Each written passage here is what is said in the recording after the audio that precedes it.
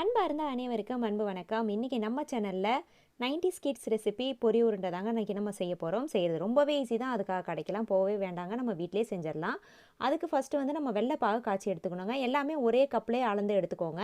ஒரு பாத்திரத்தில் 1 கப் அளவுக்கு வெள்ளத்தை சேர்த்துட்டு அதில் 1/2 கப் அளவுக்கு தண்ணி சேர்த்துட்டு நல்லா இந்த அளவுக்கு அதை வந்து கொதித்து வந்துடணுங்க. இப்போ வந்து பாவு பதம் நமக்கு வேணாம், அதில் மண் இருக்கும்.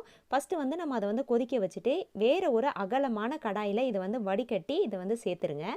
இதை வந்து சேர்த்து விட்டுட்டு இப்போ இந்த வெள்ளைப்பாகு வந்து நல்லா கொதிச்சு வரணுங்க. நல்லா இந்த அளவுக்கு நல்லா நுர கட்டி அது வந்து நல்லா கொதிச்சு வரும். கொதித்து கொஞ்ச நேரத்துலேயே வந்து பார்த்திங்கன்னா நமக்கு நல்லா இது வந்து இறுகி வந்துகிட்டே இருக்குங்க. இது வந்து கரெக்டான பக்குவங்க.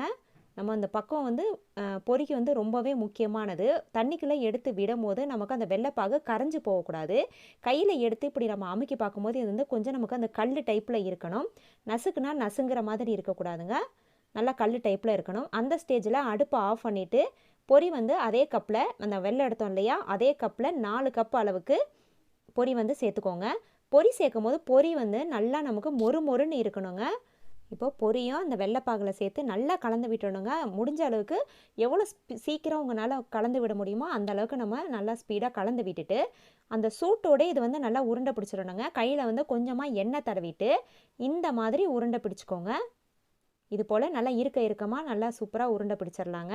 ரொம்ப ஈஸியாகவே இதை வந்து செஞ்சிடலாங்க. குழந்தைங்களுக்கும் ரொம்ப பிடிக்கும், பெரியவங்களும் நல்லாவே விரும்பி சாப்பிடுவாங்க. கண்டிப்பாக ஒன்ஸ் நம்ம இந்த மாதிரி ட்ரை பண்ணி பார்க்கலாங்க. இது வந்து செஞ்சு வச்சுக்கிட்டோன்னா ஒரு பாட்டிலில் ஸ்டோர் பண்ணி வச்சுட்டோன்னா நமக்கு எப்போல்லாம் தோணுதோ அப்போல்லாம் வந்து நம்ம சாப்பிட்டுக்கலாங்க. இதுக்காக நம்ம கடைக்கு போய் வாங்கணும்னு அவசியமே கிடையாது. இதே மாதிரி வீட்டில் நீங்களும் ட்ரை பண்ணி பாருங்கள். ரொம்ப ஈஸியாகவே வரும், டேஸ்ட்டாகவும் இருக்கும். நம்ம அடுத்த வீடியோவில் சந்திக்கலாம்.